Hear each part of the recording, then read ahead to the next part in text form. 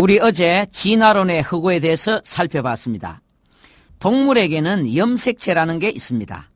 각 동물마다 이 염색체가 다르기 때문에 다른 종끼리는 절대로 새끼를 가질 수가 없습니다. 개는 개만 낳고 돼지는 돼지만 낳습니다. 절대로 이 종을 뛰어넘지 못합니다. 그것이 창세기 1장에서 그렇게 강조하는 종류대로 하는 것입니다. 하나님은 동물을 만드실 때 각 종류대로 만드셨습니다. 소 따로, 돼지 따로, 염소 따로 만드셨어요. 만드신 조물주가 만들 때 그렇게 만드셨기 때문에 진화는 일어날 수가 없습니다. 그래서 한 종이 멸종하면 그대로 멸종합니다. 아니, 하나님이 또 만드시면 되잖아. 그럴 수 없습니다. 창세기 2장 1절 말씀을 보십시다. 천지와 만물이 다 이루니라. 하나님의 지으시던 일이 일곱째 날이 이를 때에 마치니 그 지으신 일이 다 함으로 일곱째 날에 안식하시니라. 하나님이 그 창조하시며 만드시던 모든 일을 마치시고 이 날에 안식하셨습니다. 창세기 2장 1절에서 3절 말씀까지에 하나님께서 창조를 마치셨다는 말씀을 4번이나 반복하셨습니다. 하나님께서 일곱째 날에 안식하셨습니다. 왜 안식하셨습니까? 그 이유는 창조를 다 마치셨기 때문입니다. 이제 더 이상 창조는 일어나지 않습니다. 동물들이 낳고 또 낳고 하고 식물들이 씨를 뿌리고 거두고 하는 것은 창조의 결과입니다. 그러나 창조는 완전히 끝났습니다. 아브라함이 이삭을 바칠 때 갑자기 수풀에 양이 한 마리 나타났습니다. 그것은 그때 하나님께서 아브라함을 위해서 특별히 창조하신 양이 아닙니다. 그때 시간 맞춰 올라온 양입니다. 예수께서 깊은 곳에 그물을 던져라 하셨습니다. 그때 그 물고기들은 주님이 베드로를 위해서 특별히 창조하신 물고기가 아닙니다. 주님의 그 음성을 듣자마자 물고기들이 그 말씀에 순종하여 갑자기 그곳으로 몰려온 것들입니다. 노아 홍수 때도 하나님은 각 동물마다 한 상씩 씨를 보존케 하셨습니다. 이제는 더 이상 창조가 없기 때문입니다. 하나님은 이렇게 질서의 하나님입니다. 자, 이렇게 하나님은 각 종류대로 동물을 만드시고 종끼리만 씨가 퍼지도록 하셨습니다. 그런데 사자와 호랑이가 새끼를 가질 수 있습니다. 그것을 라이거라고 합니다. 또 말과 당나귀 사이에서도 새끼가 나옵니다. 그것을 노새 또는 버새라고 합니다. 그러나 라이거나 노새나 버새는 그것이 끝입니다. 절대로 그것이 또 새끼를 못 낳습니다. F1이 끝이지 F2로 내려가지를 못합니다. 하나님이 더 이상 종이 무너지는 것을 막으셨습니다. 하나님은 동물만 종류대로 만드신 것이 아니고 식물도 종류대로 만드셨습니다. 그래서 젖붙이기 할 때 종이 다르면 젖붙이기가 안 됩니다. 예를 들면 사과나무하고 포도나무하고는 젖붙이기가 안 됩니다. 종이 다르기 때문입니다. 생명은 동물이건 식물이건 이렇게 신비롭습니다. 조물주 하나님의 신기하고 놀라운 솜씨입니다. 그런데 동물과 인간의 결정적인 차이가 있습니다. 그것이 바로 영혼입니다. 동물은 영혼이 없기 때문에 죽으면 존재 자체가 없어집니다. 소멸됩니다. 지옥에는 뱀도 없고 구더기도 없습니다. 지옥에서는 구더기도 죽지 않는다는 표현은 인생들을 비유로 한 말씀입니다. 사람을 구더기로 표현한 것입니다. 그러나 인간에게는 불멸의 영혼이 있기 때문에 죽음 너머에 내세가 있는 것입니다. 창세기 2장 19절 말씀입니다. 여호와 하나님이 흙으로 각종 들짐승과 공중의 각종 새를 지으시고, 동물과 새도 하나님께서 흙으로 만드셨습니다. 그러나 사람하고 근본적인 차이점을 보십시오. 2장 7절 말씀입니다. 여호와 하나님이 흙으로 사람을 지으시고 생기를 그 코에 불어넣으시니 사람이 생명이 된지라. 하나님께서 흙으로 개를 만드시니까 대번에 멍멍하고 일었었습니다. 또 흙으로 돼지를 만드시니까 대번에 꿀꿀 하더니 일었었습니다. 그러나 똑같은 흙으로 사람을 만드셨는데 사람이 일어나지 않았습니다. 그래서 하나님이 친히 다가가셔서 그 코에 생기를 불어넣으시니 그때 비로소 사람이 된 것입니다. 이것이 동물과 사람과의 근본적인 차이입니다. 그런데 이게 어떻게 진화로서 동물이 사람이 될 수 있겠습니까? 진화론을 주장한 다윈은 영국 사람입니다. 영국은 기독교 국가인데 어떻게 그런 나라에서 이런 반기독교 사상이 나왔는지 모르겠습니다. 우리나라 중고등학교 교과서에 보면 진화론만 나와 있습니다. 학생들이 진화론만 배웁니다. 특히 원숭이가 사람 되는 과정이 아주 세밀하게 나와 있습니다. 오스트랄로피테쿠스, 크로마뇽, 네안데르탈, 호모 사피엔스 하면서 그것이 진리인 양 달달 외워서 시험칩니다. 그러나 거의 선진국에서는 진화론과 성경의 창조론이 같이 나옵니다. 두 개를 동시에 배워서 학생들 스스로가 선택하게 만듭니다. 우리나라에서 옛날에 교과서가 처음에 편찬될 때 그때 편찬 위원 가운데 크리스찬이 없었습니다. 그래서 창조론이 들어가지 못한 것입니다. 빨리 교과서가 수정되어야 합니다. 학교에서 그렇게 배우니까 스스럼 없이 모두가 진화론을 그대로 믿고 있는 것입니다. 자, 여기서 우리가 또 한 가지 짚고 넘어가야 할 것이 있습니다. 그것은 이 우주에 또 다른 생명체가 존재하는가 하는 것입니다. 지구 말고 또 다른 별에 생명체가 살고 있을까? 이것은 인류의 끊임없는 숙제입니다. 인간이 이 숙제를 풀기 위해서 많은 로켓들을 쏘아 올렸습니다. 결론부터 말씀드리면 없습니다. 이 지구 외에는 생명체가 없습니다. 이것이 성경의 가르침입니다. 아니, 그럼 성경에 지구 외에는 생명체가 없다는 그런 말씀이 있나? 없습니다. 그러면 어떻게 그것을 알 수 있나? 그것이 창조 원리입니다.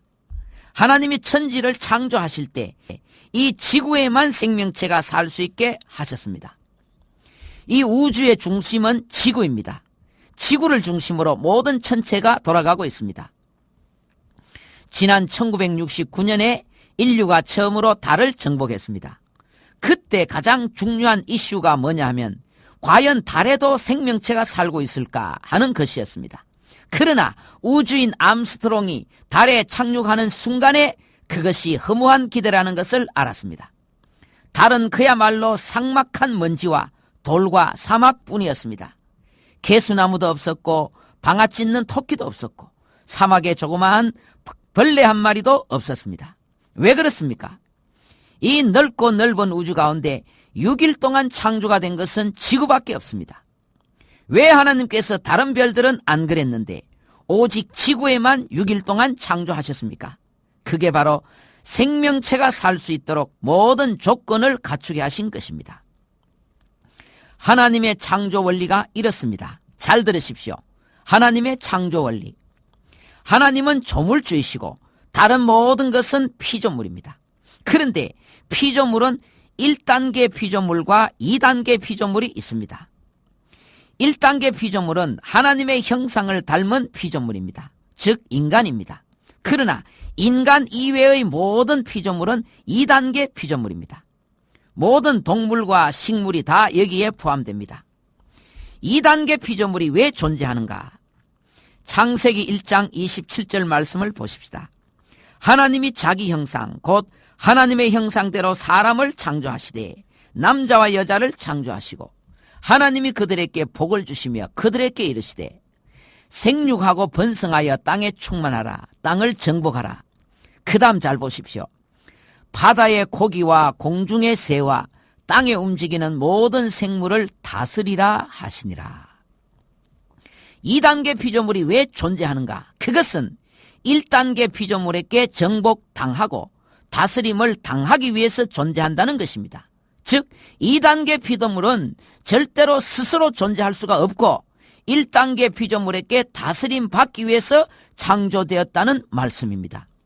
이것이 창조 원리입니다.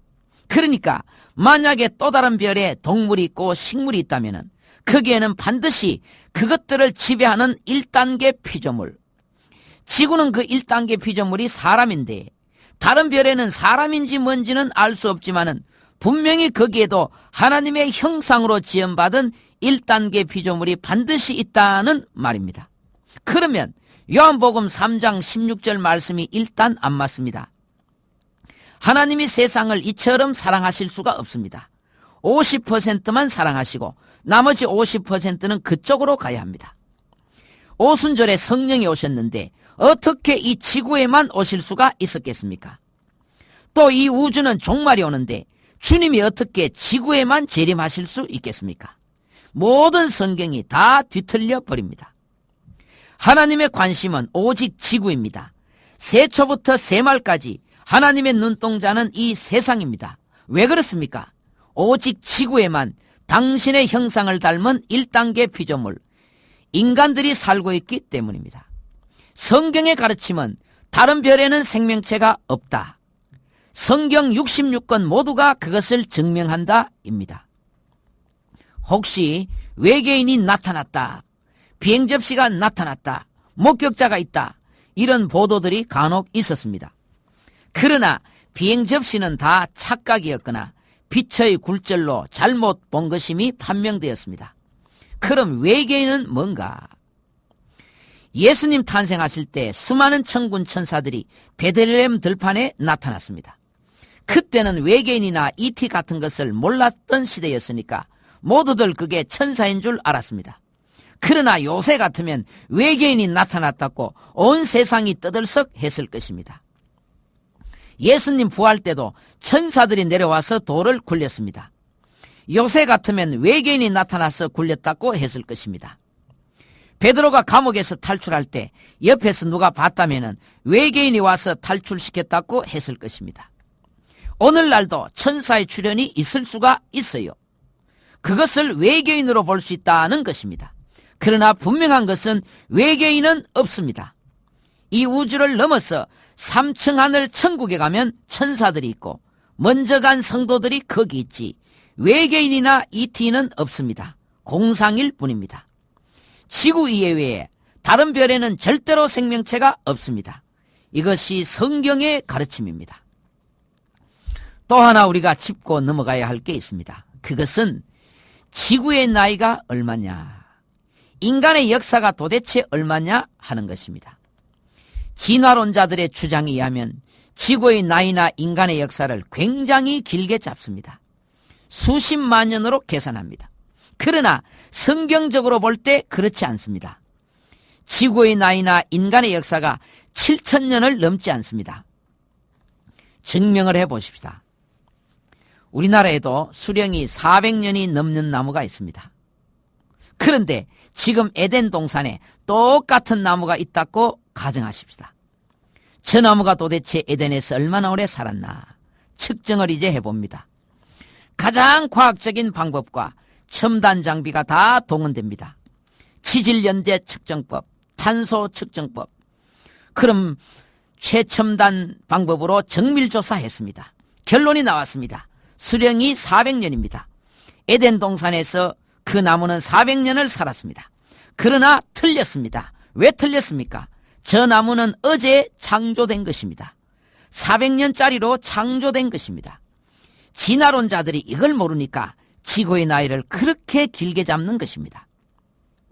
다시 아담을 보십시다. 아담의 나이가 몇 살입니까?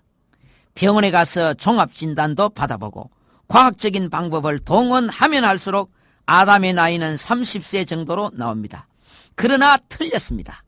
아담은 이제 1살입니다. 30세 청년으로 창조되었습니다. 이 우주나 지구는 어느 한순간에 완성품으로 창조된 것입니다. 그게 차츰차츰 그렇게 되려면 수십만 년, 수백만 년 걸리는 게 맞습니다. 저렇게 넓은 바닷물이 차츰차츰 모여서 다 모이려면 수십만 년 걸리는 게 맞아요. 그러나 산도, 들도, 바위도, 강도, 바다도 하나님께서 순식간에 성장한 모습으로 창조하셨습니다. 태초에 하나님이 천지를 창조하시니라. 하나님이 가라사대 천하의 물이 한 곳으로 모이고 묻이 드러나라 하심에 그대로 되니라. 한 주간도 믿음으로 늘 승리하시고 은혜로운 날 되십시오.